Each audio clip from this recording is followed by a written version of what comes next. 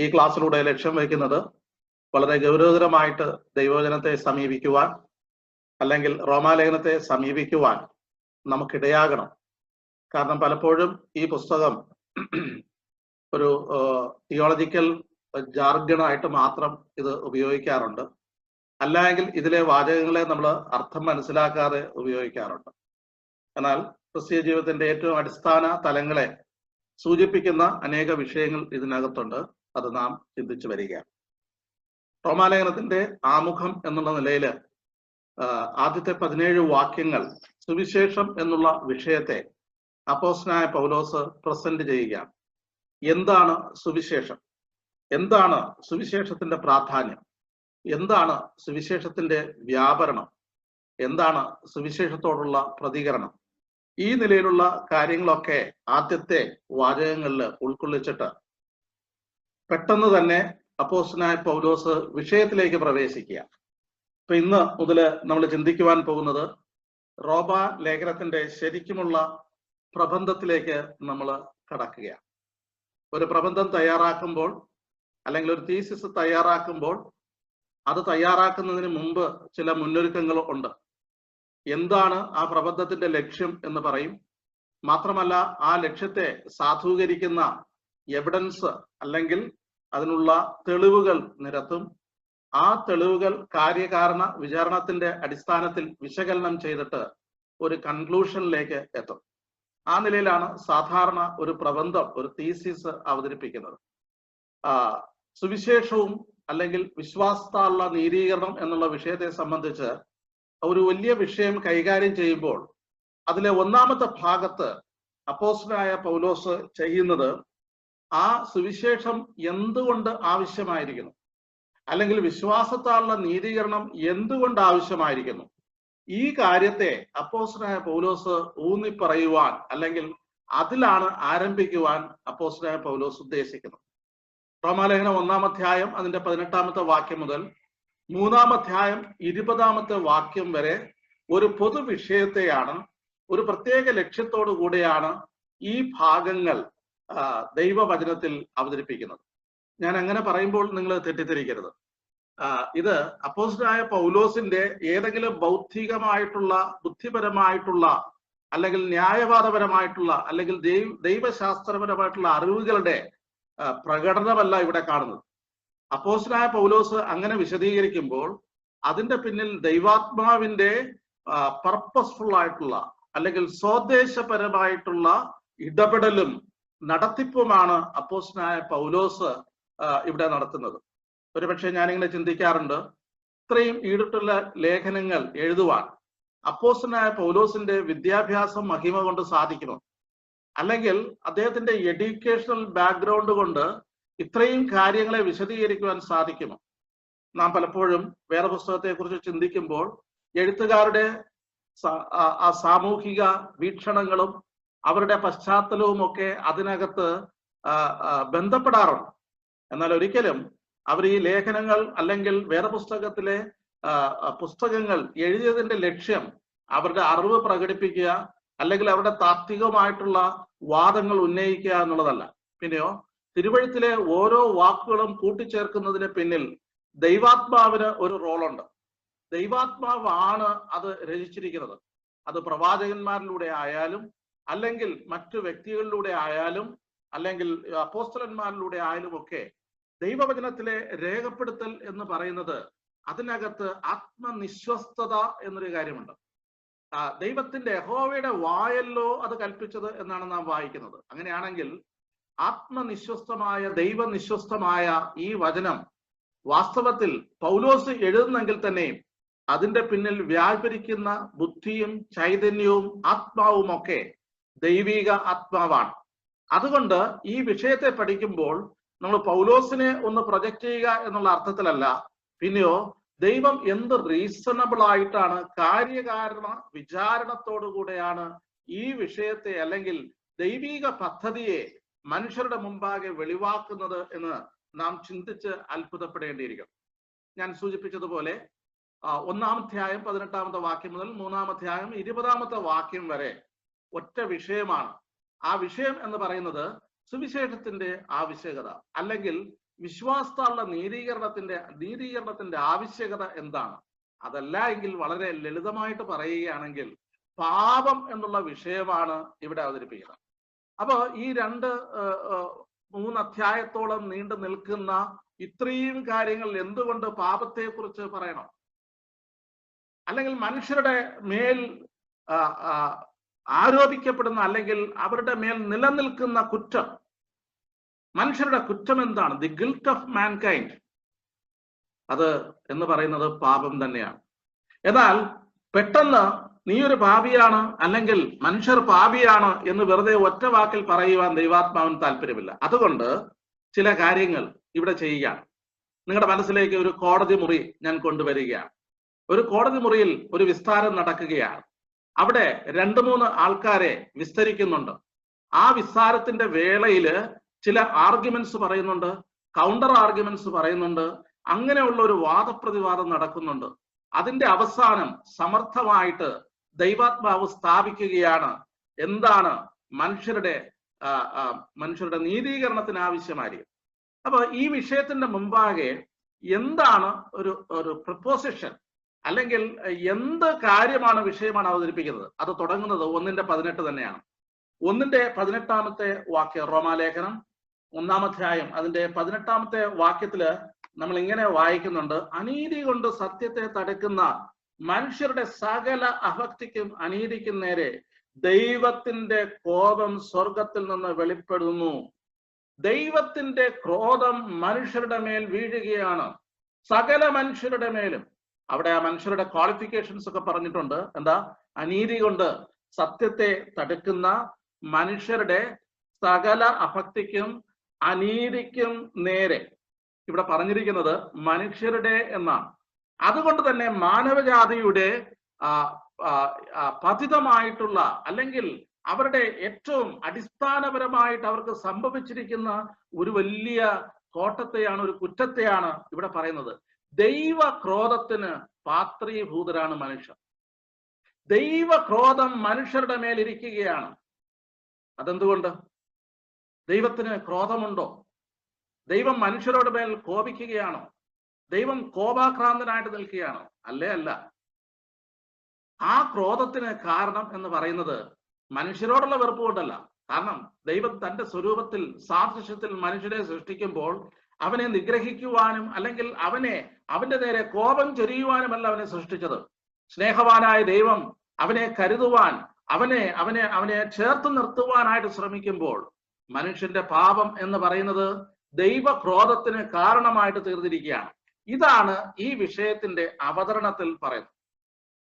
ഇനി എന്താണ് കൺക്ലൂഷൻ? ഈ ഭാഗത്തിന്റെ അവസാന ഭാഗത്തിലേക്ക് വരുമ്പോൾ 3:23 വാക്യത്തിലേക്ക് നമുക്ക് വരാം. 20-ാം വാക്യത്തിലുമുണ്ട്. 3-ാം അധ്യായം അതിന്റെ 23-ാമത്തെ വാക്യം ഇതിന്റെ കൺക്ലൂഷൻ സ്റ്റേറ്റ്മെന്റ് ആയിട്ട് നമുക്ക് എടുക്കാനായിട്ട് സാധിക്കും. ആ സ്റ്റേറ്റ്മെന്റ് എങ്ങനെയാണ്? ഒരു വ്യത്യാസവുമില്ല, എല്ലാവരും പാപം ചെയ്ത് ദൈവ തേജസ് ഇല്ലാത്തവരായി തീർന്നിരിക്കും എന്ന് പറഞ്ഞാൽ ഒരു വ്യത്യാസവുമില്ല എന്ന് പറഞ്ഞാൽ എക്സ് ഓർ വൈ, ഏതെങ്കിലും ഒരു വ്യക്തിയെ വിളിച്ചു നിർത്തിയിട്ട് മറ്റൊരു വ്യക്തിയെ വിളിച്ചു നിർത്തിയിട്ട് അവർ തമ്മിൽ എന്തെങ്കിലും വ്യത്യാസമില്ല. സകല മനുഷ്യരും ഒരു വ്യത്യാസവുമില്ല, എല്ലാവരും പാപം ചെയ്ത് നമ്മൾ പറയും ഒരാളുടെ പാപം ഇച്ചിരി കൂടുതലാണ്, മറ്റൊരാളുടെ പാപം ഇച്ചിരി കുറവാണ്, ഇവനേക്കാൾ ഇവൻ ബെറ്റർ ആണ് എന്നൊരു പക്ഷേ നമ്മൾ സമർത്ഥിച്ചേക്കാം. എന്നാൽ ഇവിടെ കൺക്ലൂഷൻ എന്ന് പറയുന്നത് എല്ലാവരും പാപം ചെയ്ത് ദൈവ തേജസ് ഇല്ലാത്തവരായി തീർന്നു. ഒരു വ്യത്യാസവും അതിനകത്ത് ഇല്ല എന്ന് നമുക്ക് കാണുവാനായിട്ട് സാധിക്കും. അല്പം കൂടെ വിശദമായിട്ട് ഇവിടെ കക്ഷികളെ വിസ്തരിക്കുന്നുണ്ടല്ലോ. ആരൊക്കെയാണ് വിസ്തരിക്കുന്നത്? അവരോടുള്ള ബന്ധത്തിൽ വിസ്താരശേഷം പറയുന്ന കൺക്ലൂഷൻ 3-ാം അധ്യായം 9-ാം വാക്യത്തിൽ നമുക്ക് കാണുവാൻ സാധിക്കും. ആകയാൽ എന്ത്? നമുക്ക് വിശേഷതയുണ്ടോ? ആകയാൽ എന്ത്? നമുക്ക് വിശേഷതയുണ്ടോ? ആരാ ചോദിക്കുന്നത്? പൗലോസ് ചോദിക്കുകയാണ് അല്ലെ. പൗലോസ് ഒരുപക്ഷെ വിശ്വാസികളുടെ പ്രതിനിധിയായിട്ടോ അല്ലെങ്കിൽ യഹൂദന്റെ പ്രതിനിധിയായിട്ടോ അല്ലെങ്കിൽ മനുഷ്യരുടെ പ്രതിനിധിയായിട്ടോ നിന്നുകൊണ്ടാണ് ഈ പറയുന്നത്. അതായത് ഈ വിസ്തരിച്ച സകല മനുഷ്യരുടെയും പ്രതിനിധിയായിട്ട് നിന്നുകൊണ്ട് പൗലോസ് പറയുകയാണ്, എന്താ? നമുക്ക് വിശേഷതയുണ്ടോ? നമുക്ക് എന്തെങ്കിലും ക്രെഡിബിലിറ്റി ഉണ്ടോ? നമുക്ക് എന്തെങ്കിലും സവിശേഷതയുണ്ടോ? മാനുഷിക കുലത്തിന് എന്തെങ്കിലും ക്ലെയിം ചെയ്യാനായിട്ടുണ്ടോ? സാധാരണ വിധി പ്രസ്താവങ്ങൾ വരുമ്പോൾ അതിന്റെ വരികൾക്കിടയിൽ വായിച്ചിട്ട് പ്രതിക്കും വാദിക്കും ഒക്കെ അനുകൂലമായിട്ട് എന്തെങ്കിലും ഉണ്ടോ എന്നൊക്കെ നോക്കാറുണ്ട്. വിധി മുഴുവനായിട്ടൊന്നും എനിക്ക് എതിരായിട്ടല്ല, പിന്നെ ഭാഗികമായിട്ട് ആ കാര്യം അംഗീകരിച്ചല്ലോ. അങ്ങനെ എന്തെങ്കിലും ക്ലെയിം ഉണ്ടോ മനുഷ്യരോടുള്ള ബന്ധത്തില്? ആകെയല്ല എന്ത് നമുക്ക് വിശേഷതയുണ്ടോ? പറഞ്ഞിരിക്കുന്നത് അശേഷമില്ല, ഒരു വിശേഷതയും പറയാനില്ല. ആരെക്കുറിച്ചാ? സകല മാനവജാതിയെയും വിസ്തരിച്ചിട്ട് പറയുകയാണ്, ഒരു വിശേഷതയുമില്ല, അശേഷം ഒരു വിശേഷതയുമില്ല.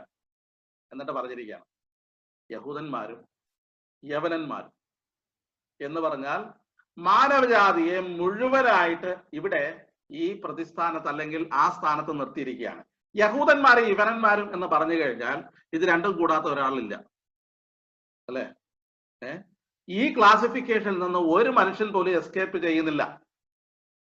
ഈ തരംതിരിൽ അല്ലെങ്കിൽ ഇങ്ങനെ വേർതിരിക്കുമ്പോൾ ഇതിനകത്ത് നിന്ന് ഒരാളെങ്കിലും വിട്ടുപോകുന്നില്ല.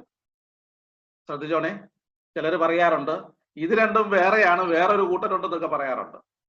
ഒന്നുകിൽ ഒരു വ്യക്തി യഹൂദനായിരിക്കും, അല്ലെങ്കിൽ സകല മനുഷ്യരെയും കുറിച്ച് പറയുന്നത് എന്താണ്? യവനൻ എന്നാണ്. അപ്പൊ യഹൂദനും യവനനും എന്താ ഒരുപോലെ. എന്താ ഒരുപോലെ എന്ന് പറഞ്ഞാൽ?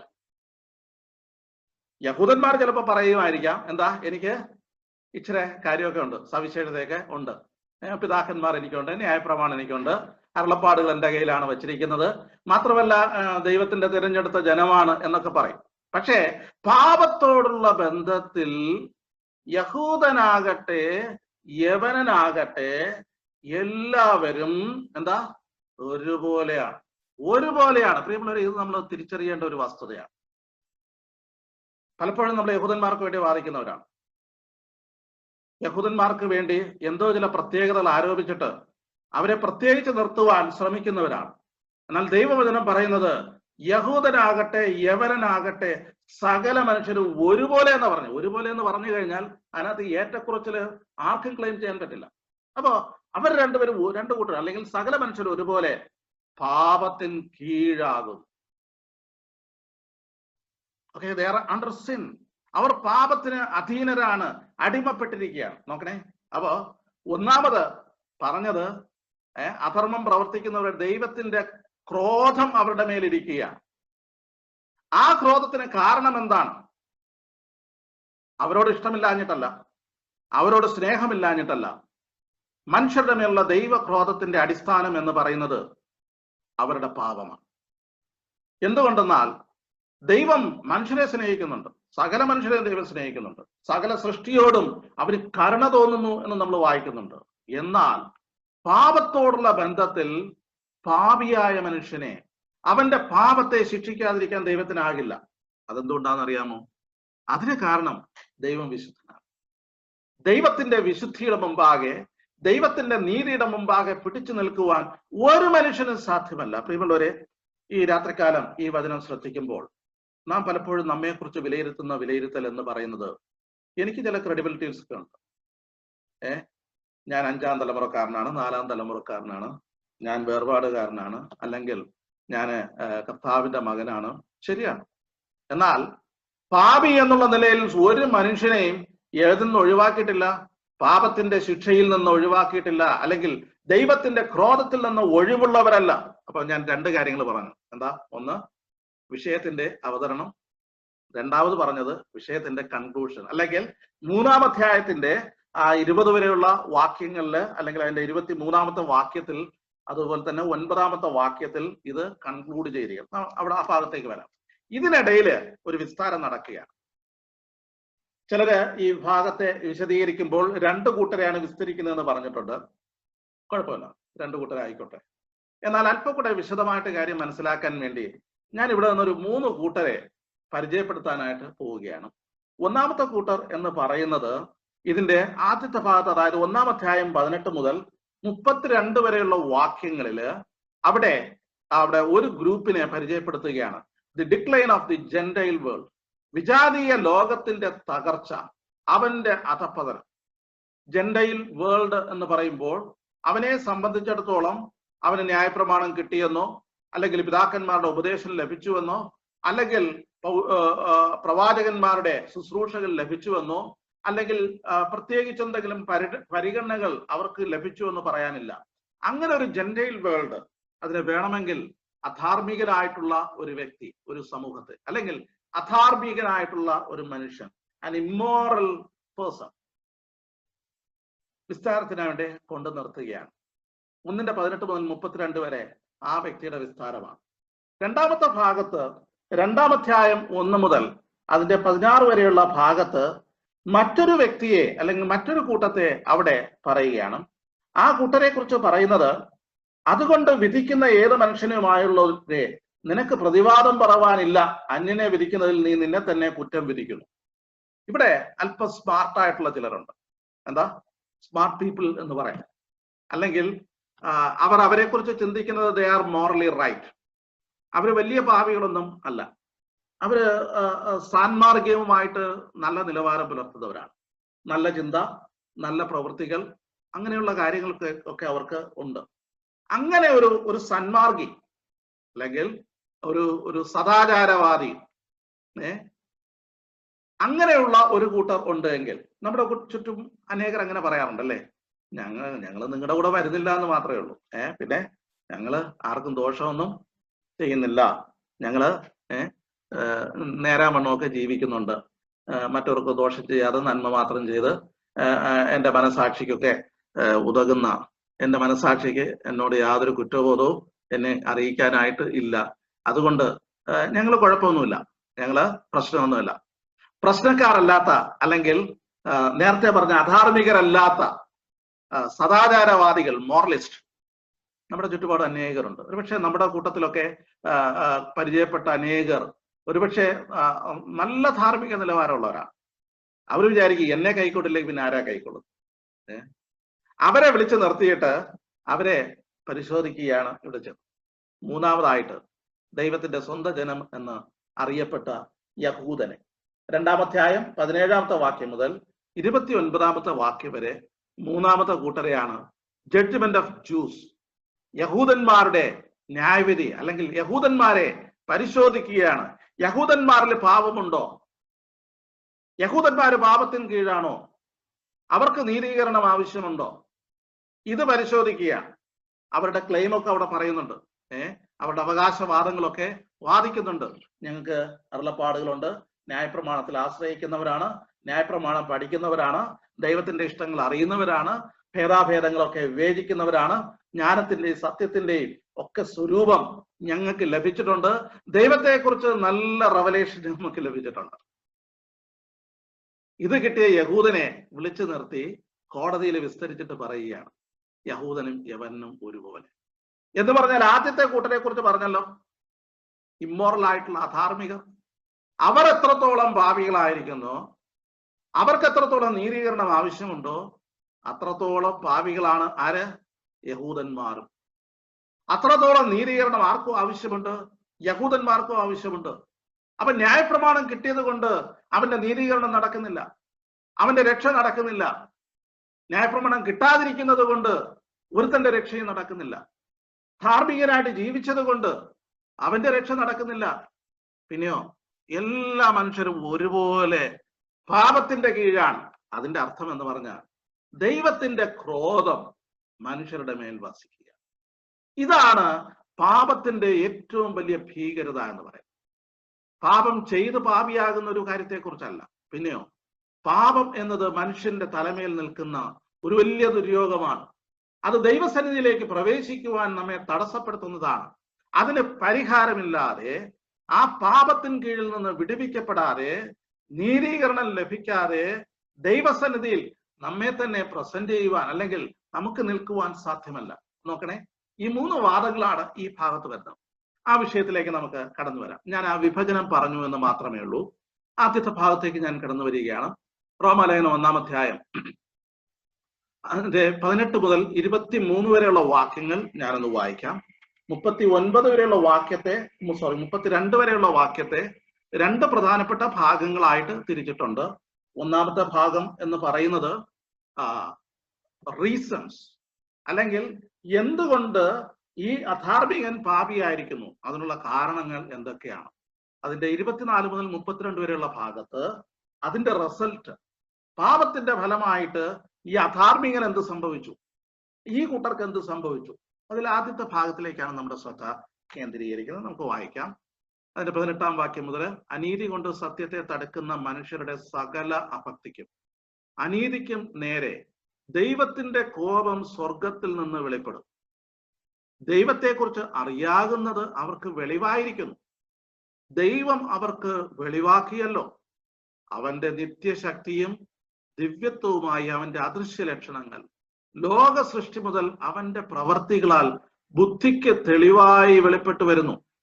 അവർക്ക് പ്രതിവാദമില്ലാതിരിക്കേണ്ടതിന് തന്നെ അവർ ദൈവത്തെ അറിഞ്ഞിട്ടും അവനെ ദൈവമെന്ന് ഓർത്ത് മഹത്വീകരിക്കുകയോ നന്ദി കാണിക്കുകയോ ചെയ്യാതെ തങ്ങളുടെ നിരൂപണങ്ങളിൽ വ്യർത്ഥരായി തീർന്നു. അവരുടെ വിവേകമില്ലാത്ത ഹൃദയം ഇരുണ്ടുപോയി. ജ്ഞാനികൾ എന്ന് പറഞ്ഞുകൊണ്ട് അവർ മൂഢരായിപ്പോയി. അക്ഷയനായ ദൈവത്തിന്റെ തേജസ്സിനെ അവർ ക്ഷയമുള്ള മനുഷ്യൻ, പക്ഷി, നാൽക്കാലി, ഇഴജാതി എന്നിവയുടെ രൂപസാദൃശ്യമായി മാറ്റിക്കളഞ്ഞു. ഇവിടെ ഇതാ ഒരു കൂട്ടം ജനം, അവർ അധാർമികരാണ് എന്നുള്ളത് അവരുടെ പ്രവൃത്തികളിലൂടെ വെളിവായി വരുന്നുണ്ട്. എന്നാൽ അവർ പാപികളാണ് എന്ന് സമർത്ഥിക്കുകയാണ്. എന്തുകൊണ്ട് പാപികളായി? അധാർമിക പ്രവൃത്തികൾ ചെയ്യുന്നത് കൊണ്ടല്ല അവർ പാപികളായത്. പിന്നെയോ അവർ ദൈവത്തിന്റെ സത്യത്തെ തടുത്തു കളയുന്നവരാണ്.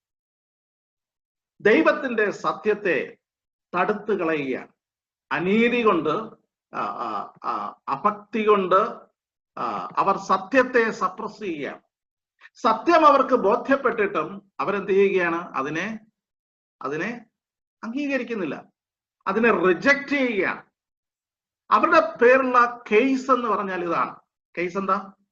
അവരുടെ കേസ് അവർ പാപം ചെയ്തത് കൊണ്ടല്ല പാപികളായത്. പിന്നെ എന്താ? ദൈവം അവർക്ക് ദൈവത്തിന്റെ സത്യത്തെക്കുറിച്ച്, അല്ലെങ്കിൽ സത്യദൈവത്തെക്കുറിച്ച് വെളിവാക്കിയിട്ട് അവർ എന്ത് ചെയ്തില്ല? അതിനെ മറച്ചു കളഞ്ഞു, സപ്രസ് ചെയ്ത് കളഞ്ഞു, അതിനെ തടുത്തു കളഞ്ഞു. സത്യത്തെ തടുക്കുന്ന മനുഷ്യൻ, സത്യം എന്തെന്ന് അറിഞ്ഞിട്ടും അത് വേണ്ട എന്ന് മനഃപൂർവ്വം വയ്ക്കുന്ന വ്യക്തികൾ. ഓക്കെ, ഇവിടെ അവരുടെ കാര്യത്തെക്കുറിച്ച് ഇവിടെ പറയുന്നത് അങ്ങനെയുള്ളവരുടെ മേൽ ദൈവത്തിന്റെ ക്രോധം വരികയാണ്. അപ്പൊ ദൈവത്തിന്റെ കോപം, ദി റാത്ത് ഓഫ് ഗോഡ്, ദൈവത്തിന്റെ കോപം സ്വർഗത്തിൽ നിന്ന് വെളിപ്പെട്ട് വരികയാണ് അങ്ങനെയുള്ളവരുടെ മേൽ. ഞാൻ ആ വിഷയത്തിലേക്ക് വരുന്നതിന് മുമ്പേ, ദൈവത്തിന്റെ സ്വഭാവത്തിൽ ക്രോധം എന്നൊരു കാര്യമുണ്ട്. ദൈവത്തിന്റെ ഏറ്റവും രൂഢമൂലമായിരിക്കുന്ന സ്വഭാവ സവിശേഷതയുടെ കൂട്ടത്തിൽ ക്രോധം എന്ന് പറയുന്നതുണ്ട്. സാധാരണ സമൂഹങ്ങളിൽ നമ്മൾ കാണുന്ന പല ദേവസങ്കല്പങ്ങളും ഉരിപ്പിടിച്ച വാളുമായിട്ട്, രക്തം പുരണ്ട കത്തിയുമായിട്ട്, അല്ലെങ്കിൽ വാളുമായിട്ട്, തുറിക്കുന്ന കണ്ണുകളുമായിട്ട്, കോപാക്രാന്തനായിട്ട് നാക്കും പല്ലുമൊക്കെ പുറത്ത് കാണിച്ചു നിൽക്കുന്ന ഒരു രൂപം ആരെ കണ്ടാലും പേടിച്ചു പോകും.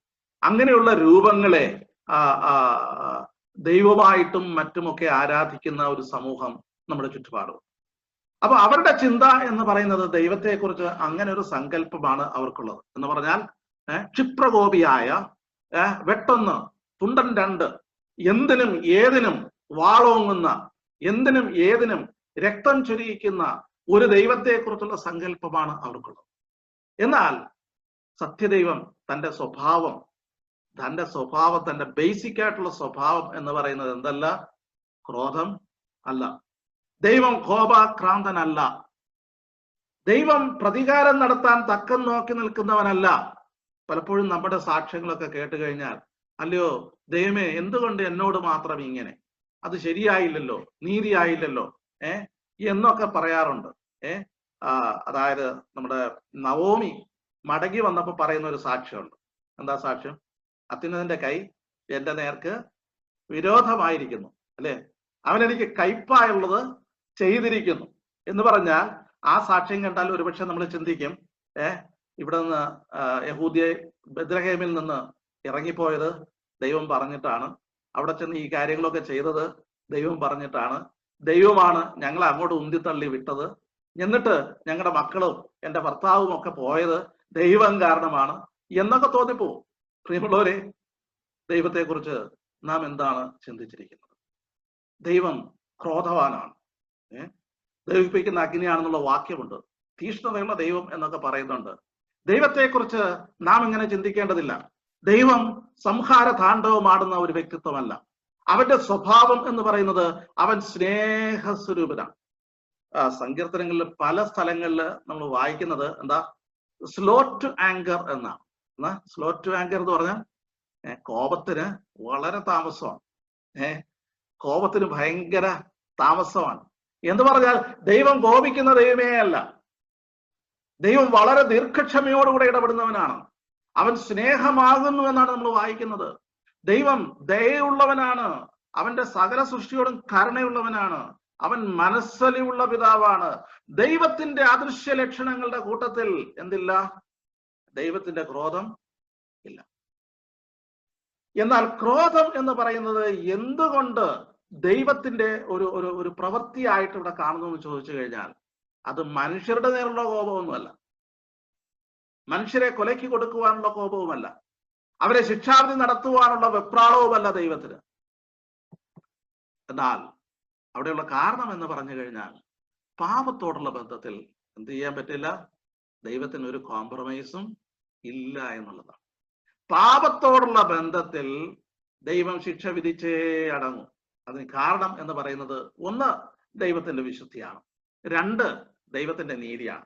ഈ രണ്ട് കാര്യങ്ങളും ഉള്ളത് കൊണ്ട് പാപത്തോടുള്ള ബന്ധത്തിൽ ദൈവത്തിന്റെ ക്രോധം ചൊരിഞ്ഞിരിക്കുകയാണ്. ഇവിടെ നമ്മൾ വായിക്കുന്നത്, അനീതി കൊണ്ട് സത്യത്തെ തടുക്കുന്ന മനുഷ്യരുടെ സകല അഭക്തിക്കും അനീതിക്കും നേരെ ദൈവത്തിന്റെ കോപം, wrath of God that is revealed from heaven, അല്ലെങ്കിൽ സ്വർഗത്തിൽ നിന്ന് ദൈവത്തിന്റെ ക്രോധം വെളിപ്പെട്ടു വരികയാണ്.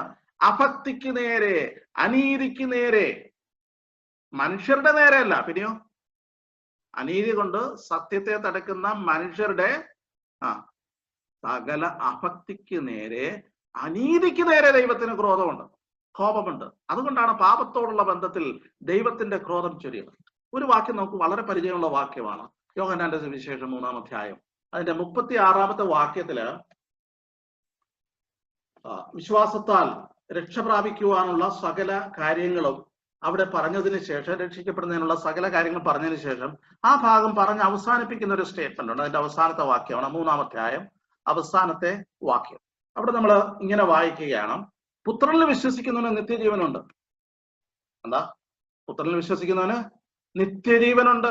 അപ്പൊ സകല മനുഷ്യർക്ക് നിത്യജീവൻ നൽകുവാൻ തക്കവണ്ണം അവൻ മനസ്സുള്ളവനാണ്, അവൻ സ്നേഹവാനാണ്, അവൻ ക്ഷമിക്കുന്നവനാണ്. പുത്രനെ അനുസരിക്കാത്തവനോ ജീവനെ കാണുകയില്ല. എന്താ? അവർക്ക് ജീവനെ കാണുകയില്ല എന്ന് പറഞ്ഞാൽ നിത്യജീവൻ അവർക്കില്ല. തൊട്ട് ചേർന്ന് പറഞ്ഞിരിക്കുന്ന കാര്യം എന്താ? ദൈവക്രോധം അവന്റെ മേൽ വസിക്കുന്നതേ ഉള്ളൂ. ഞാൻ ഇങ്ങനെ പറയട്ടെ, ലോകത്തിലെ സകല മനുഷ്യരും പാപികളെന്നുള്ള നിലയിൽ അവരുടെ തലമേൽ സ്വർഗത്തിൽ നിന്ന് ദൈവത്തിന്റെ ക്രോധം ഇങ്ങനെ ചൊരിഞ്ഞുകൊണ്ടിരിക്കുകയാണ്. അത് വീഴുവാനായിട്ട് ഒരുങ്ങി നിൽക്കുകയാണ്. സകല മനുഷ്യരുടെയും തലമേല് പാപത്തിന്റെ പരിണിത ഫലമായിട്ട് ക്രോധം അവരുടെ തലമേൽ നിൽക്കുകയാണ്. അത് അവരോടുള്ള വിരോധമല്ല, പാപത്തിന്റെ ശിക്ഷ എന്നുള്ള നിലയിൽ അങ്ങനെ നിൽക്കുകയാണ്.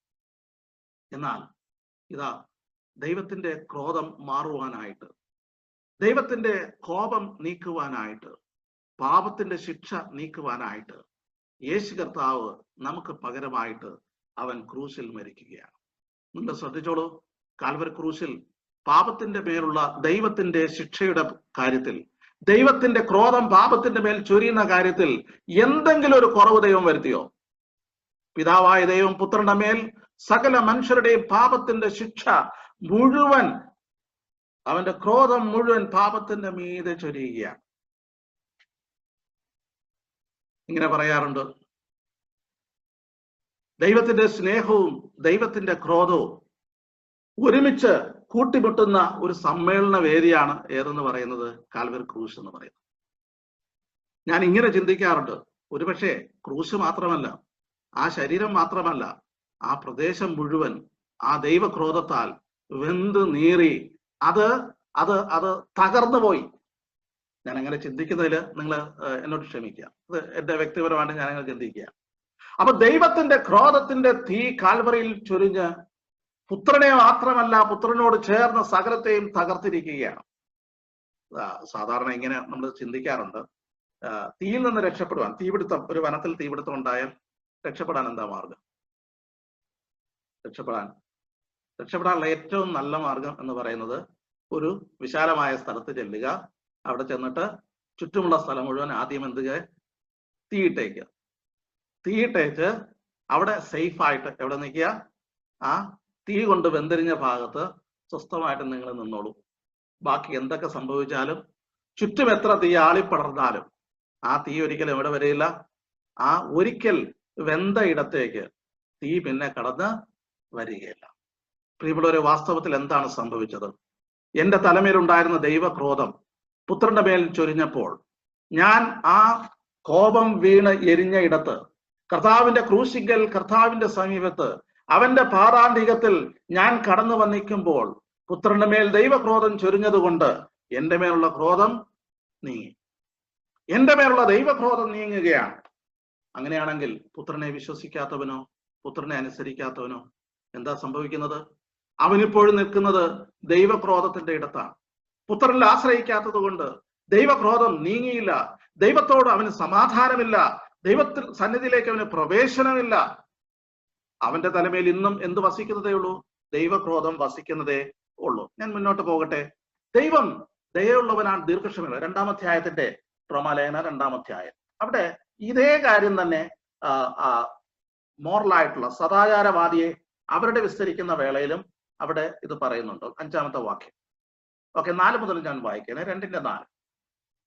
അല്ല, ദൈവത്തിന്റെ ദയ നിന്നെ മാനസാന്തരത്തിലേക്ക് നടത്തുന്നു എന്നറിയാതെ നീ അവന്റെ ദയ, ക്ഷമ, ദീർഘക്ഷാന്തി എന്നിവയുടെ ഐശ്വര്യം നിരസിക്കുന്നു.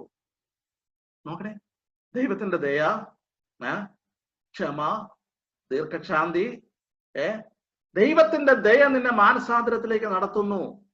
നീ അവയുടെ ഐശ്വര്യം നീ നിരസിക്കുന്നു. 2-ാമത്തെ ഭാഗത്ത് പറഞ്ഞിരിക്കുന്നത്, എന്നാൽ അത് നിരസിച്ചിട്ട് നിന്റെ ഹൃദയ കാഠിന്യത്താൽ, അനുതാപമില്ലാത്ത ഹൃദയത്താൽ നീ ദൈവത്തിന്റെ നീതിയുള്ള വിധി വെളിപ്പെടുന്ന കോപ ദിവസത്തേക്ക് നിനക്ക് തന്നെ കോപം ഛർദിച്ചു വെക്കുന്നു. പ്രിയമുള്ളവരെ, ആരാണ് കോപം കൂട്ടിവെക്കുന്നത്? ദൈവമല്ല കൂട്ടിവെക്കുന്നത്, പിന്നെയോ ദൈവം ദയയും ദീർഘക്ഷാന്തിയും, ദൈവം രക്ഷയ്ക്കുള്ള മാർഗവും സൗജന്യമായിട്ട് ആ ക്രോധം സ്വയം ഏറ്റെടുത്തുകൊണ്ട് ഒരുക്കിയിട്ട് അതിന്റെ മുമ്പാകെ നിരസിച്ചുകൊണ്ട് ഹൃദയം കഠിനമാക്കിക്കൊണ്ട് അനുതാപമില്ലാതെ ദൈവത്തിന്റെ ഈ എല്ലാ സൗഭാഗ്യങ്ങളും ഒരുക്കിയ സകല കാര്യങ്ങളും വേണ്ട എന്ന് വെച്ചിട്ട് അങ്ങനെ നിൽക്കുന്ന ഒരു വ്യക്തി എന്താ ചെയ്യുന്നതെന്ന് അറിയാമോ? ദൈവത്തിന്റെ നീതിയുള്ള വിധി വെളിപ്പെടുന്ന ദിവസത്തേക്ക് കോപം കൂട്ടിക്കൂട്ടി വെക്കുകയാണ്, കുമിഞ്ഞുകൂടുകയാണ്. ഇതേത് ദിവസം?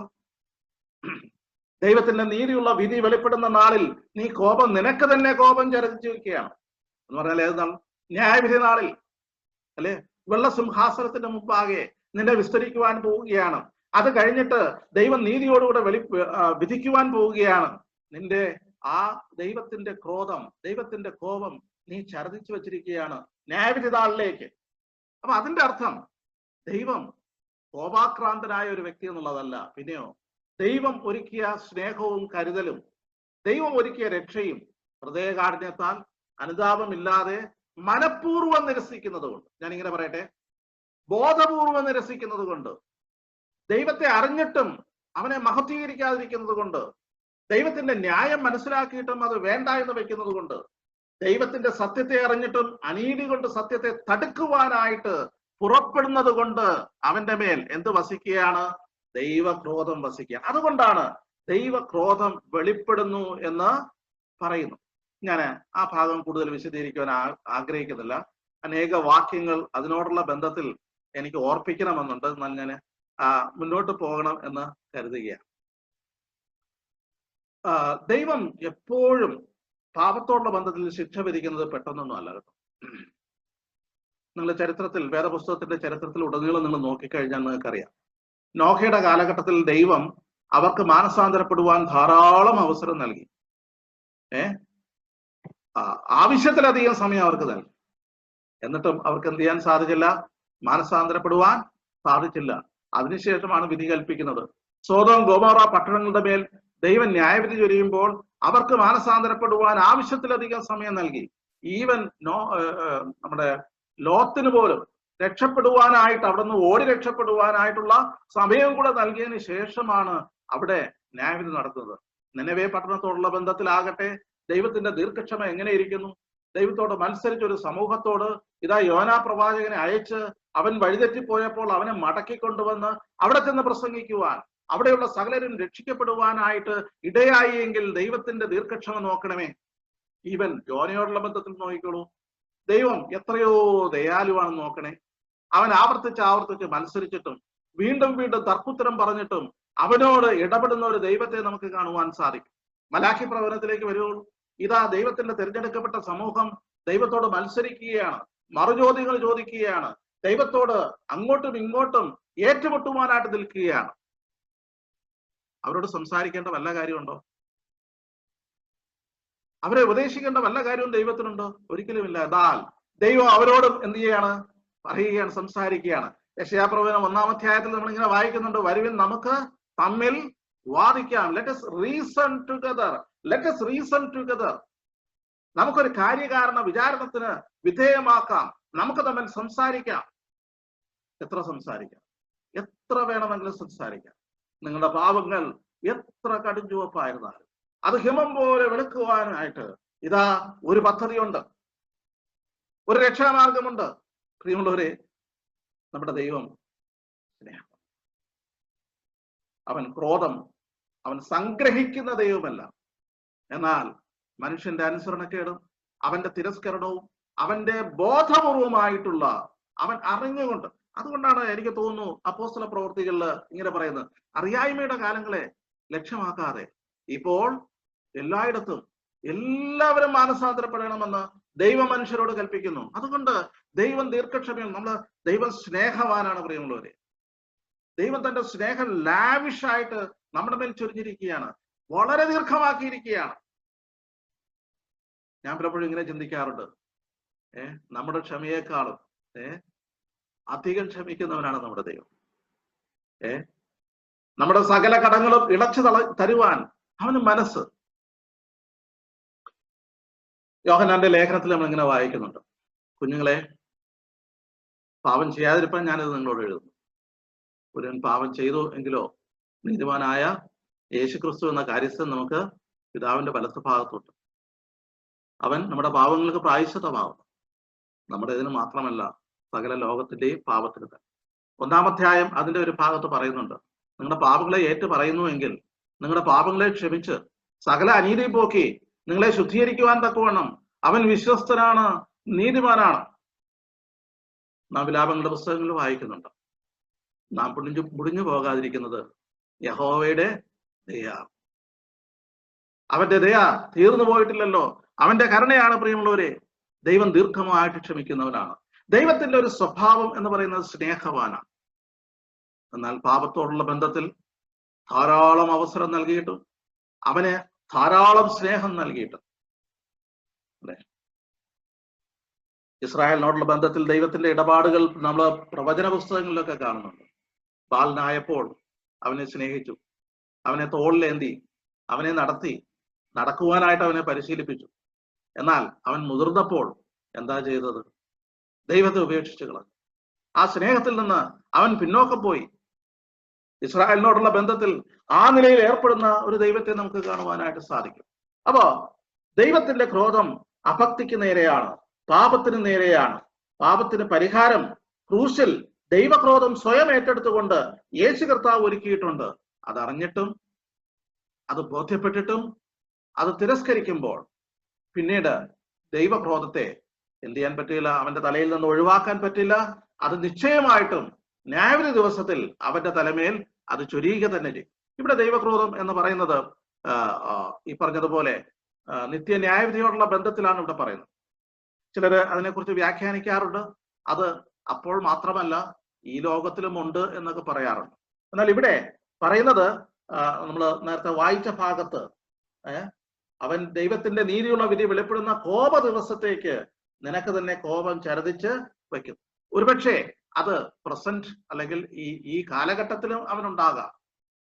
അതല്ല, അതിനേക്കാൾ ഏറ്റവും ദുര്യോഗം എന്ന് പറയുന്നത് നിത്യന്യായവിധി തന്നെയാണ്, നരകശിക്ഷാവിധി തന്നെയാണ്. അത് അവൻ തന്നെ ഏറ്റെടുക്കുന്നത് കൊണ്ടാണ് അങ്ങനെ സംഭവിക്കുന്നത്. ഒരു ദൈവഭക്തൻ, ദൈവദാസൻ ഇങ്ങനെ പറഞ്ഞിട്ടുണ്ട്, ദൈവം തന്റെ ഹിതത്തെ മനുഷ്യർക്ക് വെളിപ്പെടുത്തിയിരിക്കുന്നു.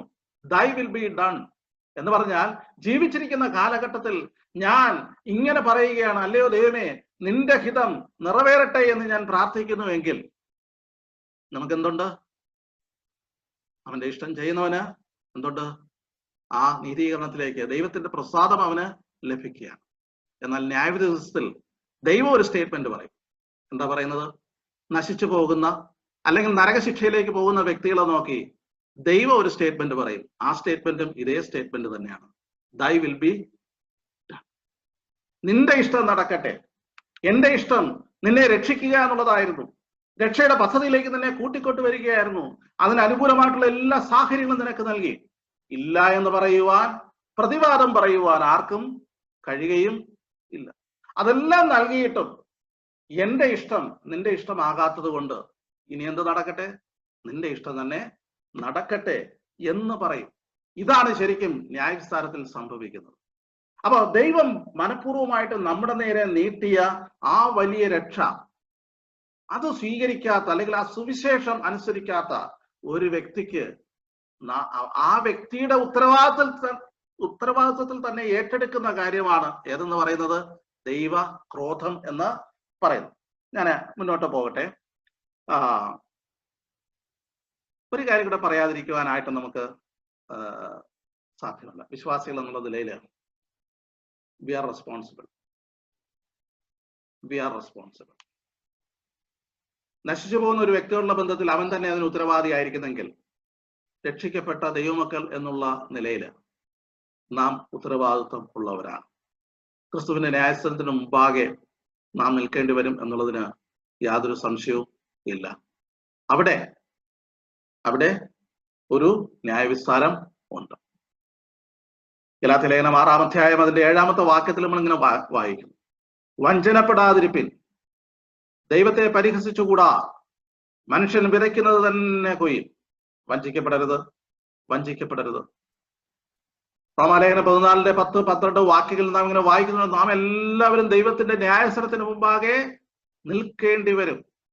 കൊരിന്ത്യർക്കെഴുതിയ 2-ാം ലേഖനം 5-10 വാക്യം, അവനവൻ ശരീരത്തിലിരിക്കുമ്പോൾ ചെയ്തത് നല്ലതാകലും തീയതാകലും അതിന് തക്കവണ്ണം പ്രാപിക്കേണ്ടതിന് നാം എല്ലാവരും ക്രിസ്തുവിന്റെ ന്യായസ്ഥലത്തിന്റെ മുമ്പാകെ വെളിപ്പെടേണ്ടതാകും. ഇത് നാം ഓർത്തിരിക്കേണ്ട ഒരു വസ്തുതയാണ്. ഉത്തരവാദിത്വത്തോടുകൂടെ ക്രിസ്തീയ ജീവിതം നയിക്കുവാൻ ദൈവം നമ്മെ സഹായിക്കട്ടെ. എന്നാൽ വലിയൊരു ആശ്വാസമുണ്ട്. എന്താ ആശ്വാസം എന്നറിയാമോ? തെസ്സലോനിക്കർക്ക് എഴുതിയ 1-ാം ലേഖനം 5-9 വാക്യം, ദൈവം നമ്മെ കോപത്തിനല്ല പിന്നെയോ രക്ഷയെ പ്രാപിക്കേണ്ടതിനാണ് അവൻ നമ്മെ വിളിച്ചത് എന്നാണ് വായിക്കുന്നത്. ആ വാക്യം നമുക്കൊന്ന് വായിക്കാം. 1 തെസ്സലോനിക്കർ 5-ാം അധ്യായം 9-ാമത്തെ വാക്യം. ദൈവം നമ്മെ കോപത്തിനല്ല, നാം ഉണർന്നിരുന്നാലും ഉറങ്ങിയാലും തന്നോടുകൂടെ ജീവിക്കേണ്ടതിന് നമുക്ക് വേണ്ടി മരിച്ച നമ്മുടെ കർത്താവായ യേശു ക്രിസ്തു മൂലം രക്ഷയെ പ്രാപിപ്പാൻ അത്രയും നിയമിച്ചത്. ദൈവമക്കളെ, രക്ഷിക്കപ്പെട്ട ദൈവമക്കളെ, ദൈവം നമ്മെ കോപത്തിന് വേണ്ടിയിട്ടല്ല വിളിച്ചിരിക്കുന്നത്. ദൈവക്രോധം നമ്മുടെ മേൽ നിന്ന് നീങ്ങി. അതെന്തുകൊണ്ടാണ് നീങ്ങിയത്? ആ ക്രോധം പുത്രന്റെ മേലായതുകൊണ്ടാണ്. ആ പുത്രനെ അനുസരിക്കുന്നത് കൊണ്ട്, പുത്രനിൽ വിശ്വസിക്കുന്നത് കൊണ്ട് നമ്മുടെ ദൈവക്രോധം നീങ്ങി. അതുകൊണ്ട് ഇനി എന്തില്ല? ദൈവക്രോധം നമ്മുടെ മേൽ ഇല്ല. ചിലരൊക്കെ പറയാറുണ്ട്, റാത്ത് ഓഫ് ഗോഡ് വിശ്വാസികൾക്കുണ്ടോ? ഇല്ല, ഒരിക്കലുമില്ല. റാത്ത് ഓഫ് ഗോഡ്, ദൈവത്തിന്റെ ക്രോധം വിശ്വാസികളുടെ മേലില്ല. എന്നാൽ വിശ്വാസികളല്ലാത്തവരുടെ മേല് ഞാൻ നേരത്തെ പറഞ്ഞതുപോലെ ദൈവക്രോധം ചരതിച്ചു വെച്ചിരിക്കുകയാണ്, ദൈവകോപം ചരതിച്ചു വെച്ചിരിക്കുകയാണ്. അത് പ്രസന്റ് ആണേലും ഫ്യൂച്ചർ ആണേലും അതെപ്പോഴും അതവർക്ക് പ്രതീക്ഷിക്കാവുന്നതേ ഉള്ളൂ. ദൈവം നമ്മെ കോപത്തിനല്ല വിളിച്ചിരിക്കുന്നത് എന്നുള്ളത് ഓർത്തിരിക്കുക. ദൈവക്രോധം വിശ്വാസികൾക്കുള്ളതല്ല. റാത്ത് ഓഫ് ഗോഡ്, ആ പദം നിങ്ങൾ ശ്രദ്ധിച്ചോളൂ. റാത്ത് ഓഫ് ഗോഡ്, ദൈവത്തിന്റെ ക്രോധം എന്ന് പറയുന്നത് വിശ്വാസികളുടെ മേൽ ചൊരിയുന്നതിന് വേണ്ടിയിട്ടുള്ളതല്ല. ഓക്കെ, 1-ന്റെ 10-ാമത്തെ വാക്യത്തില് അവൻ മരിച്ചവരുടെ ഇടയിൽ നിന്ന് ഉയർപ്പിച്ച തന്റെ പുത്രനും വരുവാനുള്ള കോപത്തിൽ നിന്ന് നമ്മെ വിടുവിക്കുന്നവനുമായ യേശു സ്വർഗത്തിൽ നിന്ന് വരുന്നത് കാത്തിരിക്കുവാനും. അപ്പോ കർത്താവ് നമ്മെ ഇതാ വീണ്ടും ചേർക്കുവാനായിട്ട് വരുവാൻ പോവുകയാണ്.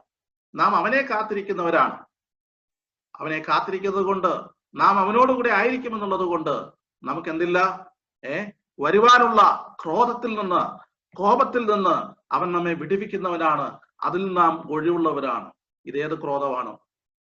ഇതും ദുഷ്ടന്മാരുടെ മേൽ വരുവാനിരിക്കുന്ന ആ വലിയ ക്രോധം, നരകശിക്ഷ. അതിൽ നിന്ന് വിടുവിക്കപ്പെട്ടിട്ട് കർത്താവിനോടുകൂടെ, രക്ഷിക്കപ്പെടുന്നവരോടുകൂടെ, നിത്യജീവൻ പ്രാപിച്ചവരോടുകൂടെ, കർത്താവിനോടുകൂടെ നാം ആയിരിക്കേണ്ടുന്നവരാണ്. പ്രിയമുള്ളവരെ, ഇത് നാം ഉറപ്പാക്കേണ്ട ഒരു വസ്തുതയാണ്. നമ്മുടെ സമയം മുന്നോട്ട് പോവുകയാണല്ലോ. അടുത്ത ഭാഗത്തിലേക്ക് വരട്ടെ. ഇവിടെ ആർക്കാണ് ഈ ക്രോധം വരുന്നത്? ഇവിടെ ചില വാക്യങ്ങൾ നിങ്ങൾ ശ്രദ്ധിച്ചോളൂ. അനീതി കൊണ്ട് സത്യത്തെ തടുക്കുന്ന മനുഷ്യരുടെ സകല അഭക്തിക്കും അനീതിക്കും നേരെ. 3 വാക്കുകൾ നിങ്ങൾ ശ്രദ്ധിച്ചോളൂ. Unrighteousness, ungodliness and holding down truth അല്ലെങ്കിൽ അൺട്രൂത്ത്ഫുൾനെസ്. അസത്യം, അനീതി, അഭക്തി. ഇത് 3 ദുഷ്ടതയുടെ ലക്ഷണമാണ്. മാത്രമല്ല, അത് ദൈവത്തിനെതിരെയുള്ള നിലപാടുകളായിട്ട് അതിനെ നമുക്ക് കാണുവാനായിട്ട് സാധിക്കും. ഈ അഭക്തി, അനീതി, അസത്യം എന്നൊക്കെ പറയുമ്പോൾ ഇന്ന് നാം ജീവിക്കുന്ന സമൂഹത്തെ ഒന്ന് വിലയിരുത്തിയാൽ നമുക്ക് മനസ്സിലാക്കുവാൻ സാധിക്കുന്ന ഒരു കാര്യമുണ്ട്. എവിടെ നോക്കിയാലും എന്താണ്? അസത്യമാണ്, അല്ലെ? എവിടെ നോക്കിയാലും അനീതിയാണ്, എവിടെ നോക്കിയാലും അഭക്തിയാണ്. ഇതുകൊണ്ട് എന്താ ചെയ്യുന്നതെന്നറിയാമോ? ഇതിൽ മുതിർന്ന് വരുന്നത് കൊണ്ട്, ഇതിൽ വ്യാപരിച്ച് വരുന്നത് കൊണ്ട്, ഇതുകൊണ്ട് എന്തിനെ തടുക്കുകയാണ്? ഇതുകൊണ്ട്, ഈ അനീതി കൊണ്ട്, അഭക്തി കൊണ്ട്, അല്ലെങ്കിൽ അസത്യം കൊണ്ട് എന്തിനെ തടുക്കുകയാണ്? സത്യത്തെ തടുക്കുകയാണ്. ഈ സത്യം എന്താണ്? ഏത് സത്യത്തെയാണ് അവർ തടുക്കുന്നത്? ഈ സത്യം എന്ന് പറയുന്നത് ദൈവം സത്യദൈവമാകുന്നുവല്ലോ. ആ സത്യദൈവത്തെ കുറിച്ചുള്ള വെളിപ്പാടും, സത്യദൈവത്തിന്റെ ഹിതവും, സത്യദൈവത്തിന്റെ വചനവും അതിനെ തടുക്കുന്ന കാര്യമാണ് ഇത് കാണുന്നത്. പ്രിയമുള്ളവരെ, നമ്മുടെ ചുറ്റുപാട് നോക്കിക്കഴിഞ്ഞാൽ ഈ സമൂഹം അനീതി ഓരോ ദിവസവും വർദ്ധിച്ചു വരുന്നു. അഭക്തിയും അധാർമികതയും വർദ്ധിച്ചുകൊണ്ടേയിരിക്കുന്നു. എന്തെങ്കിലും മെച്ചമായിട്ടുള്ള ഒരു ഗുണം അല്ലെങ്കിൽ ഒരു പുരോഗതി നമുക്ക് ചുറ്റുപാടും കാണാൻ കഴിയുന്നുണ്ടോ? വർഷം കഴിയുന്നതോ കഴിഞ്ഞ വർഷത്തേക്കാൾ ഈ വർഷം ഇച്ചിരി ബെറ്റർ ആയിട്ടുണ്ട്. ലോകം നന്നായിട്ടുണ്ട്, മനുഷ്യൻ നന്നായിട്ടുണ്ട്, വ്യവസ്ഥിതി നന്നായിട്ടുണ്ട് പറയാൻ സാധിക്കുമോ? ഇല്ല. അസത്യത്തിൽ നിന്നും, അഭക്തിയിൽ നിന്നും, അനീതിയിൽ നിന്നും അത് വീണ്ടും അനീതിയിലേക്കും അഭക്തിയിലേക്കും നീങ്ങിക്കൊണ്ടേയിരിക്കുകയാണ്. ഇവിടെ നമ്മൾ വായിക്കുന്നത് സത്യത്തെ തടുക്കുകയാണ്. അതായത് സത്യദൈവത്തിനെ അനുസരിക്കുവാനും അവന്റെ സുവിശേഷത്തിൽ വിശ്വസിക്കുവാനും ആൾക്കാർക്ക് താല്പര്യമില്ല. അങ്ങനെ ഒരു സമൂഹത്തോടുള്ള ബന്ധത്തിൽ എന്താ പ്രതീക്ഷിക്കാനുള്ളത്? എന്ത് പ്രതീക്ഷയാണുള്ളത്? അവിടെ നേരെ എന്താ? ദൈവത്തിന്റെ ക്രോധം ചുരിയപ്പെടുക. ഒരുപക്ഷെ ഇങ്ങനെ പറയുന്നത് ഒരുപക്ഷെ ശരിയാകുകയില്ല, ഞാൻ അങ്ങനെ വ്യാഖ്യാനിക്കുന്നുമില്ല. ഈ സമൂഹത്തോടുള്ള ബന്ധത്തിൽ എന്തെങ്കിലും പ്രകടമായിട്ടുള്ള ദൈവിക ഇടപെടലുകൾ നടക്കുന്നുണ്ട് എങ്കിൽ, എന്തെങ്കിലും ശിക്ഷാവിധികൾ ദൈവം നടത്തുന്നുണ്ടെങ്കിൽ ദൈവത്തെ കുറ്റം പറയാൻ ആർക്ക് കഴിയും? ദൈവത്തെ കുറ്റം പറയാൻ ആർക്ക് കഴിയും? ധാരാളം സമയം നൽകിയിട്ടും, ധാരാളം അവസരം നൽകിയിട്ടും, സത്യദൈവത്തെക്കുറിച്ചുള്ള വെളിപ്പാട് ഉച്ചൈസ്തരം വിളിച്ചു ഘോഷിച്ചിട്ടും, ലോകമെമ്പാടും സുവിശേഷം അറിയിച്ചിട്ടും, തങ്ങളുടെ പാപങ്ങളിൽ നിന്ന് മാനസാന്തരപ്പെടുവാനായിട്ട് ആവർത്തിച്ച് ആവശ്യപ്പെട്ടിട്ടും അത് നിഷേധിക്കുക മാത്രമല്ല, അങ്ങനെ പറയുന്നവരെ കൊല്ലുകയും അവരെ എതിർക്കുകയും അവരെ ഒതുക്കുകയും അവരെ ഇല്ലായ്മ ചെയ്യുകയും ചെയ്യുന്ന ഒരു സമൂഹത്തോടുള്ള ബന്ധത്തിൽ ദൈവം ഇടപെട്ടു എന്ന് വന്നാൽ അതിനകത്ത് നമുക്ക് പരിതപിക്കുവാനായിട്ട് കാര്യമൊന്നും ഇല്ല. റോമാലേഖനം 1:21 വാക്യത്തിൽ അവർ ദൈവത്തെ അറിഞ്ഞിട്ടും അവനെ ദൈവമെന്നോർത്ത് മഹത്വീകരിക്കുകയോ നന്ദി കാണിക്കുകയോ ചെയ്യാതെ എന്നും പറഞ്ഞിട്ടുണ്ട്. ദൈവത്തെ അറിഞ്ഞിട്ട് ദൈവത്തിന് മഹത്വം കൊടുക്കുന്നില്ല, നന്ദി കാണിക്കുന്നില്ല. പ്രിയമുള്ളവരെ, ഇന്ന് ജനസമൂഹം ഓരോരുത്തരും സ്വയത്തെ ഉയർത്തുവാനായിട്ടാണ് നോക്കുന്നത്. ദൈവത്തെ ഉയർത്തുവാൻ ആരെങ്കിലും ശ്രമിക്കുന്നുണ്ടോ? എല്ലായിടത്തും അഹങ്കാരവും അല്ലെങ്കിൽ ആ നിലയില് തന്റെ അല്ലെങ്കിൽ എന്റെ സ്വയം അതിനുള്ള ഒരു പ്രൊമോഷൻ അല്ലാതെ മറ്റെന്തെങ്കിലും കാര്യങ്ങൾ കാണുന്നുണ്ടോ? 32-ാം വാക്യം 1-ാം അധ്യായത്തിന്റെ അവസാന വാക്യത്തിൽ ഈ വക പ്രവർത്തിക്കുന്നവർ മരണയോഗ്യർ എന്നുള്ള ദൈവന്യായം അവർ അറിഞ്ഞിട്ടും അവയെ പ്രവർത്തിക്കുക മാത്രമല്ല പ്രവർത്തിക്കുന്നവരിൽ പ്രസാദിക്കുകയും കൂടെ ചെയ്യുന്നു. ഒരു തിന്മ കണ്ടു, ഒരു തിന്മ കണ്ടാൽ നമ്മൾ എന്തോ പറയും? അത് തിന്മയാണെന്ന് പറയണം അല്ലേ? പക്ഷേ ഒരു തിന്മ കണ്ടാൽ അതിനെ പ്രോത്സാഹിപ്പിക്കാൻ ആരുണ്ട്? സമൂഹ മാധ്യമങ്ങളുണ്ടല്ലേ, സമൂഹങ്ങളുണ്ടല്ലേ, വ്യവസ്ഥിതികളുണ്ടല്ലേ. തിന്മ ചെയ്യുക മാത്രമല്ല അവരിൽ പ്രസാദിപ്പിക്കുകയും ചെയ്യുന്ന ഭരണകൂടങ്ങളാകട്ടെ നിയമ സംവിധാനങ്ങളാകട്ടെ ഇത്തരത്തിൽ അധാർമികതയ്ക്കും അഭക്തിക്കും ഒക്കെ അനുകൂലമായിട്ട് നിൽക്കുന്ന ഒരു നിലപാട് നമുക്ക് കാണുവാനായിട്ട് സാധിക്കും. യോഹന്നാന്റെ സുവിശേഷം 3:17 മുതൽ 21 വരെയുള്ള വാക്യങ്ങളിൽ ആവർത്തിച്ച് പറയുന്ന 2 പ്രാവശ്യം അത് പറയുന്നു. ഒന്ന്, ന്യായവിധി എന്നതോ വെളിച്ചം ലോകത്തിൽ വന്നിട്ടും മനുഷ്യരുടെ പ്രവൃത്തി ദോഷമുള്ളതാകിയാൽ അവർ വെളിച്ചത്തേക്കാൾ ഇരുളിനെ സ്നേഹിച്ചു. അല്ലെ? വെളിച്ചം ദുഃഖമാണ് ഉണ്ണി, തമസല്ലോ സുഖപ്രദം. അല്ലെ? കുഞ്ഞുണ്ണി ഭാഷ പറഞ്ഞാൽ വെറുതെയാണെന്ന് തോന്നുന്നു. വെളിച്ചമുണ്ട് എന്നറിയാം, എന്നാൽ വെളിച്ചത്തിൽ താല്പര്യമില്ല. ഇരുട്ട് എത്രയുണ്ടെങ്കിലും അത് ആവോളം ആസ്വദിക്കുവാൻ മനുഷ്യന് ഇഷ്ടമാണ്. വെളിച്ചത്തേക്കാൾ ഇരുളിനെ സ്നേഹിക്കുക. ഇതാ സത്യ വെളിച്ചമായിട്ട് യേശു കർത്താവ് ഭൂമിയിലേക്ക് അവതരിച്ച് അവൻ സത്യദൈവവും നിത്യജീവനുമാണെന്ന് തെളിയിച്ച് അവൻ നീതിയിലേക്കുള്ള ഒരു വഴി നമുക്ക് വേണ്ടി തന്റെ ശരീരത്തിലൂടെ ഒരുക്കിയിട്ട് സകലരെയും ആഹ്വാനം ചെയ്യുമ്പോൾ, ഇല്ല, ആ വെളിച്ചം എനിക്ക് വേണ്ട, എനിക്ക് ഇരുട്ട് മതി, ഇരുളിനെ കൂടുതൽ സ്നേഹിക്കുകയാണ്. പാപത്തിന്റെ ആ ഒരു കാര്യത്തിലേക്ക്, അല്ലെ? മോശയെ കുറിച്ച് പറയുന്നത്, അവൻ മിസ്രൈമിൽ വളർന്നപ്പോൾ എന്താ, പാപത്തിന്റെ തൽക്കാല ഭോഗത്തേക്കാൾ ദൈവജനത്തോട് കഷ്ടം അനുഭവിക്കുന്നത് തിരഞ്ഞെടുത്തു. നമ്മൾ എന്ത് തിരഞ്ഞെടുക്കും? അന്ധകാരമാണോ? ഇതാ ഈ സമൂഹം വെളിച്ചമാണെന്ന് അറിഞ്ഞിട്ടും, വെളിച്ചം നല്ലതാണെന്ന് അറിഞ്ഞിട്ടും ഇരുളിനെ സ്നേഹിക്കുന്നത് കൊണ്ട് എന്ത് സംഭവിക്കുന്ന പറഞ്ഞിരിക്കുന്നത്? ഇവിടെ പറയുന്നത് ന്യായവിധി സംഭവിക്കുമെന്നാണ് പറഞ്ഞിരിക്കുന്നത്. അല്ലെ? അതിന്റെ 20-ാമത്തെ വാക്യത്തിൽ തിന്മ പ്രവർത്തിക്കുന്ന ഇവൻ എല്ലാം വെളിച്ചത്തെ പകയ്ക്കുന്നു, തന്റെ പ്രവൃത്തിക്ക് ആക്ഷേപം വരാതിരിക്കുവാൻ വെളിച്ചത്തിലേക്ക് വരുന്നതുമില്ല. വെളിച്ചം അവർ കണ്ടു, വെളിച്ചം അവർ അറിയുന്നുണ്ട്, എന്നാൽ അവർ തീരുമാനിക്കുകയാണ് വെളിച്ചത്തിലേക്ക് വരണ്ട, ഇരുള് മതി എന്നവർ തീരുമാനിക്കുകയാണ്. അങ്ങനെ ഒരു വ്യക്തി എങ്ങനെ രക്ഷിക്കുവാൻ സാധിക്കും? അല്ലെ? സർവശക്തനായ ദൈവം തമ്പുരാന് പോലും അത് സാധ്യമല്ല. അതുകൊണ്ടാണ് ദൈവക്രോധം അവരുടെ മേല് വരുന്നത്. ഓക്കെ, ഇവിടെ അവർ ചെയ്യുന്ന വാസ്തവത്തിൽ സത്യത്തെ തടുക്കുമ്പോൾ ചെയ്യുന്നത്, they know the truth but reject it. അവർ സത്യം അറിയുന്നു, പക്ഷേ എന്ത് ചെയ്യുന്നു? വേണ്ട എന്ന് വയ്ക്കുന്നു. their lifestyle shows they reject the truth. അവരുടെ ജീവിത നിലവാരം, ജീവിത രീതി കണ്ടാൽ അറിയാം അവര് സത്യത്തെ നിഷേധിക്കുന്നവരാണ് എന്ന്. മാത്രമല്ല അവരുടെ ജീവിതം കൊണ്ടും അവരുടെ വാക്കുകൊണ്ടും അവർ ചെയ്യുന്ന കാര്യം എന്ന് പറയുന്നത്, മറ്റുള്ളവര് സത്യത്തിലേക്ക് വരുവാൻ താല്പര്യമുണ്ടെങ്കിൽ അവരോട് അവർ പറയുന്നത് വേണ്ട. അല്ലെ? അപ്പോ അവർ സത്യം അറിഞ്ഞിട്ട് അത് നിഷേധിക്കുന്നു. അവരുടെ ജീവിത രീതി അത് നിഷേധത്തിന്റെ രീതിയിലാണ് അവർ ജീവിക്കുന്നത്. എന്നാൽ മറ്റാരെങ്കിലും ഈ സത്യത്തിലേക്ക് വരുന്നുണ്ട് എങ്കിൽ ആർക്കായിരിക്കും കൂടുതൽ റിപ്പോർട്ടാകുന്നത്?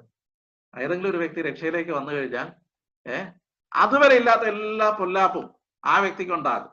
അതുകൊണ്ടാ ആരെങ്കിലും വെളിച്ചത്തിലേക്ക് വരുന്നത് കണ്ടാൽ അവർ എന്ത് ചെയ്യുന്നു? അവരെ സത്യം സ്വീകരിക്കാതെ അവരെ തടയുകയും ചെയ്യുന്നു. they were revealed the truth about God. ദൈവത്തെ കുറിച്ചുള്ള സത്യം അവർക്ക് വെളിവായിട്ട് ലഭിച്ചു. അപ്പോ ഈ അധാർമിക വ്യക്തികളോടുള്ള ബന്ധത്തിൽ ദൈവം എന്താ പറയുന്നത്? ദൈവജനം എന്താ പറയുന്നത്? അവർക്കറിയാന്നേ, അവർക്ക് സത്യദൈവത്തെ അറിയാന്നേ, അവർക്ക് വെളിച്ചം എന്താണെന്ന് അറിയാം. പിന്നെ എന്തുകൊണ്ടാ അവർ വിശ്വാസത്തിലേക്ക് വരാത്തത്? അവർ മനഃപൂർവ്വം തീരുമാനിക്കുകയാണ് എവിടെ നിൽക്കണമെന്ന്, ഇരുട്ടിൽ നിൽക്കണമെന്ന് അവർ തീരുമാനിക്കുകയാണ്. ഇവിടെ 5 അപകടങ്ങൾ സത്യത്തെ തമസ്കരിക്കുന്നത് കൊണ്ട്, സത്യത്തെ തടുക്കുന്നത് കൊണ്ടുള്ള 5 അപകടങ്ങൾ നമുക്കിവിടെ കാണാൻ സാധിക്കും. ഞാൻ പെട്ടെന്ന് അത് പറഞ്ഞ് അവസാനിപ്പിക്കാം. അവർ ദൈവത്തെ അറിഞ്ഞിട്ടും അവനെ ദൈവമെന്ന് ഓർത്ത് മഹത്വീകരിക്കുകയോ നന്ദി കാണിക്കുകയോ ചെയ്യാതെ തങ്ങളുടെ നിരൂപണങ്ങളിൽ വ്യർത്ഥരായി തീർന്നു. അവരുടെ വിവേകമില്ലാത്ത ഹൃദയം ഇരുണ്ടുപോയി. ജ്ഞാനികൾ എന്ന് പറഞ്ഞുകൊണ്ട് അവർ മൂഢരായിപ്പോയി. അക്ഷയനായ ദൈവത്തിന്റെ തേജസ്സിനെ അവർ ക്ഷയമുള്ള മനുഷ്യൻ, പക്ഷി, നാൽക്കാലി, ഇഴജാതി എന്നിവയുടെ രൂപസാദൃശ്യമായി മാറ്റിക്കളഞ്ഞു. ഒന്നാമത്തെ അപകടം, സത്യത്തെ നിഷേധിച്ചാൽ എന്ത് സംഭവിക്കും? ഒന്ന്, they did not glorify him as God. ദൈവത്തെ ദൈവം എന്നോർത്ത് മഹത്വം കൊടുക്കുവാൻ അവർക്ക് സാധിക്കില്ല. സത്യത്തെ നിഷേധിക്കുന്നവർക്ക് ദൈവത്തിന് മഹത്വം കൊടുക്കാൻ അവർക്ക് സാധിക്കില്ല. They will not have a thankful heart. നന്ദിയുള്ള ഹൃദയം അവർക്ക് ഉണ്ടാകില്ല. അവർ ദൈവത്തിന് കീഴടങ്ങുന്നവരല്ല. They are not submissive. Our അഹങ്കാരികളാണ്. They are pride. അവർ വിനയമുള്ളവര് അല്ല. They are self-centered. അവർ സ്വാർത്ഥമതികളാണ്. സ്വയകേന്ദ്രീകൃതമായിട്ട് ചിന്തിക്കുന്നവരാണ്. സത്യത്തെ തടുത്തു കഴിഞ്ഞാൽ സംഭവിക്കുന്നത്, അല്ലെങ്കിൽ ദൈവത്തെക്കുറിച്ചുള്ള വെളിപ്പാട് അതെങ്ങനെയാണ് എന്നുള്ളത് അടുത്ത ക്ലാസ്സിൽ നമുക്ക് പഠിക്കാം. ഈ ഭാഗത്തിന് അത് പറഞ്ഞിട്ടുണ്ട്. Revelation of God through nature. പ്രകൃതിയിലൂടെ, ക്രിയേഷനിലൂടെ ദൈവം ആരാണ് എന്നുള്ളത് സകല മനുഷ്യരുടെ മുമ്പാകെ ഒരു ട്രാക്ട് പോലും കിട്ടിയിട്ടില്ലെങ്കിലും നിഷേധിക്കാനാകാത്ത വിധം എല്ലാവർക്കും എന്ത് ചെയ്തിട്ടുണ്ട്? ദൈവം വെളിപ്പെടുത്തിയിട്ടുണ്ട്. സുവിശേഷം പറഞ്ഞില്ലെങ്കിൽ പോലും ദൈവത്തെ കണ്ടെത്തുവാനായിട്ടുള്ള മാർഗം സകല മനുഷ്യരുടെ മുമ്പാകെ വെച്ചിട്ടുണ്ട്. അതുകൊണ്ട് അവർക്ക് അത് ഞാൻ അടുത്ത ക്ലാസ്സിൽ അത് വിശദീകരിക്കാം. അപ്പൊ അങ്ങനെ സത്യം എന്ത് എന്ന് മനസ്സിലാക്കിയിട്ടും അത് വേണ്ടാന്ന് വെച്ചിട്ട് മുന്നോട്ട് സത്യത്തെ തടുത്താൽ ഒന്നാമത് സംഭവിക്കുന്നത് ദൈവത്തിന് മഹത്വം കൊടുക്കുകയല്ല, അവര് നന്ദിയുള്ള ഹൃദയം ഇല്ലാതെ അവര് ആയത്. രണ്ടാമത്തെ അപകടം, they become vain in reasoning. അവരുടെ നിരൂപണങ്ങൾ വ്യർത്ഥമായി തീരുന്നു. അവരുടെ ചിന്താ പ്രക്രിയകൾ വഴിതെറ്റിയതാണ്, ചിന്താരീതികൾ വഴിതെറ്റുന്നതാണ്. അവരുടെ റീസണിങ് പ്രോപ്പർ അല്ല. അപ്പൊ ശരിയായിട്ടൊരു കാര്യത്തെ റീസൺ ചെയ്യണമെങ്കിൽ, അപഗ്രഥിക്കണമെങ്കിൽ ദൈവോന്മുഖമായിട്ടൊരു ബന്ധത്തിൽ വന്നാൽ മാത്രമേ സാധിക്കുള്ളൂ. ഇൻ റിലേഷൻഷിപ്പ് വിത്ത് ഗോഡ്, ദൈവവുമായിട്ടുള്ള ഒരു ബന്ധത്തിൽ എടുക്കുന്ന റീസണിങ് ആണ് ശരിക്കുമുള്ള റീസണിങ്. ദൈവത്തെ മാറ്റി നിർത്തിയിട്ട് എന്ത് റീസൺ ചെയ്താലും അത് എന്താണ്? വെയിൻ റീസണിങ് ആണ്. അതാണ് ഈ ദൈവനിഷേധികൾ, അല്ലെങ്കിൽ ഈ പറഞ്ഞതുപോലെ ദൈവം ഇല്ല എന്ന് പറയുന്ന വ്യക്തികള് അവര് റീസൺ ചെയ്ത് ഏതിലേക്ക് പോകുന്നു? പരിണാമ സിദ്ധാന്തത്തിലേക്ക് പോകുന്നു, പിന്നെ ബിഗ് ബാങ് അങ്ങനെയുള്ള തിയറികളിലേക്ക് പോകുന്നുണ്ട്, ഭൂമിയുടെ പഴക്കത്തെ സംബന്ധിച്ച് അവരുടെ നിരൂപണങ്ങളിലേക്ക് പോകുന്നു. അവര് വഴിതെറ്റി യാത്ര ചെയ്യുകയാണ്. എന്തുകൊണ്ടാ? They are not properly connected with God. ദൈവവുമായിട്ട് ശരിയായിട്ടുള്ള ബന്ധത്തിൽ, അല്ലെങ്കിൽ ആ റിലേഷൻഷിപ്പിന്റെ അടിസ്ഥാനത്തിൽ അവർക്ക് ചിന്തിക്കുവാൻ സാധിക്കുന്നില്ല. എന്നാൽ ദൈവമക്കളെ സംബന്ധിച്ചോ അവർ ഏത് കാര്യത്തെയും വിലയിരുത്തുന്നത് ഇൻ റിലേഷൻഷിപ്പ് വിത്ത് ഗോഡ്. ദൈവവുമായിട്ടുള്ള ആ ഒരു ബന്ധത്തിന്റെ അടിസ്ഥാനത്തിലാണ് പണം എന്ത് ചെയ്യണം, അല്ലെങ്കിൽ ഇന്ന് എന്ത് ചെയ്യണം, അല്ലെങ്കിൽ ഞാൻ എന്ത് ചെയ്യണം, എന്ത് ചെയ്യരുത് എന്ന് തീരുമാനിക്കുന്നത് ഇൻ റിലേഷൻഷിപ്പ് വിത്ത് ഗോഡ്. അപ്പൊ ആ ഒരു ബന്ധമില്ലാത്തവരെ സംബന്ധിച്ച് അവര് വെയിൻ റീസണിങ് ആണ്, വേർഡ്ലി റീസണിങ് ആണ്, സിൻഫുൾ റീസണിങ് ആണ്. എന്ന് പറഞ്ഞാൽ ജഡത്തിനും മനോവികാരത്തിനും ഇച്ഛിക്കുന്നതൊക്കെ അവർ ചെയ്തുകൊണ്ടേയിരിക്കും. ഫ്ലഷ്ലി വേ ഓഫ് തിങ്കിങ്, അല്ലെ, കാട് കയറിയ ചിന്താ രീതികളാണ് അവിടെ ഉള്ളത്. അത് രണ്ടാമത്തെ അപകടം, സത്യത്തെ തടുത്താൽ. മൂന്നാമത്തെ അപകടം, their heart was darkened. അവരുടെ ഹൃദയം അവരുടെ വിവേകമില്ലാത്ത ഹൃദയം ഇരുണ്ടുപോയി.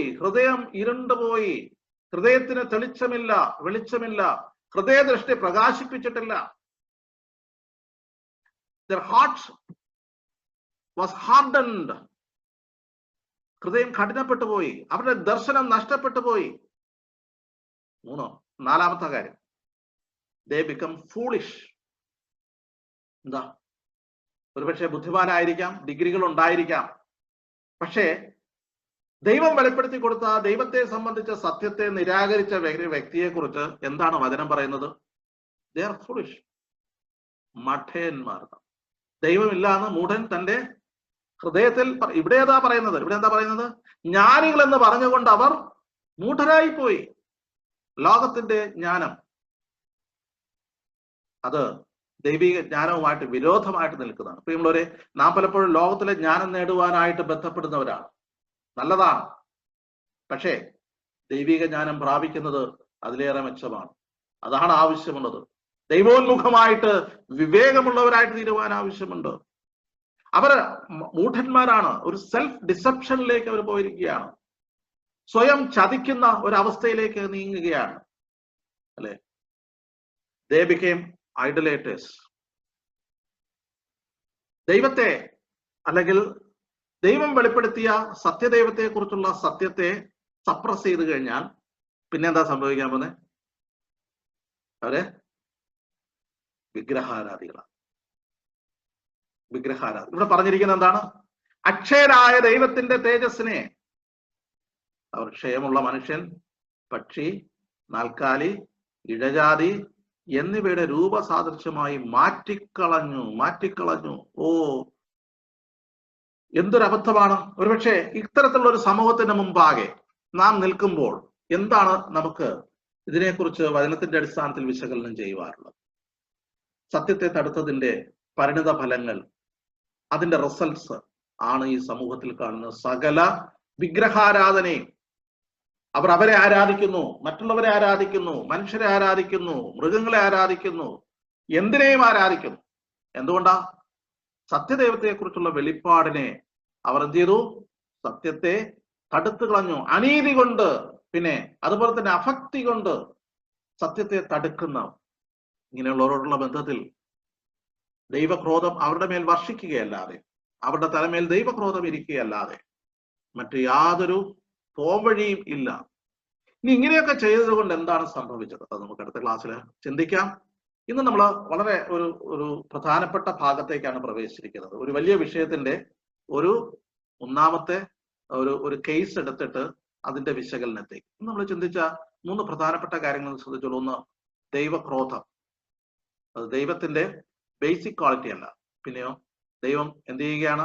മനുഷ്യൻ തന്നെ അവന്റെ തലമേൽ അത് കൂട്ടി വെക്കുന്നതാണ് ദൈവക്രോധം എന്ന് പറയുന്നത്. രണ്ടാമത്തെ കാര്യം, സത്യത്തെ തടുക്കുന്ന, സത്യത്തെ വെളിപ്പെടുത്തി കിട്ടിയതിനു ശേഷവും അതിനെ നിരാകരിക്കുന്ന ഒരു സമൂഹം, അവർക്ക് ലഭിക്കുവാൻ പോകുന്ന അല്ലെങ്കിൽ അവർക്ക് സംഭവിക്കാൻ പോകുന്ന അപകടങ്ങളെ കുറിച്ചാണ് നമ്മൾ ഇപ്പോൾ ചിന്തിച്ചത്. ഈ ക്ലാസ്സുകൾ വീണ്ടും ഈ ഭാഗം ഒന്നുകൂടെ വായിക്കാൻ സാധിക്കുമെങ്കിൽ 3-ാം അധ്യായം 20, 23 അല്ലെങ്കിൽ 3-ാം അധ്യായം മുഴുവൻ അതുവരെയുള്ള ഭാഗങ്ങൾ കണ്ടിന്യൂസ് ആയിട്ടൊരു 2 ആവർത്തി വായിക്കുക. ഈ 3 കേസസും അതിന്റെ ആർഗ്യുമെന്റ്സും ഒന്ന് കണ്ടെത്താനായിട്ട് ശ്രമിക്കുക. ദൈവം നമ്മെ സഹായിക്കും.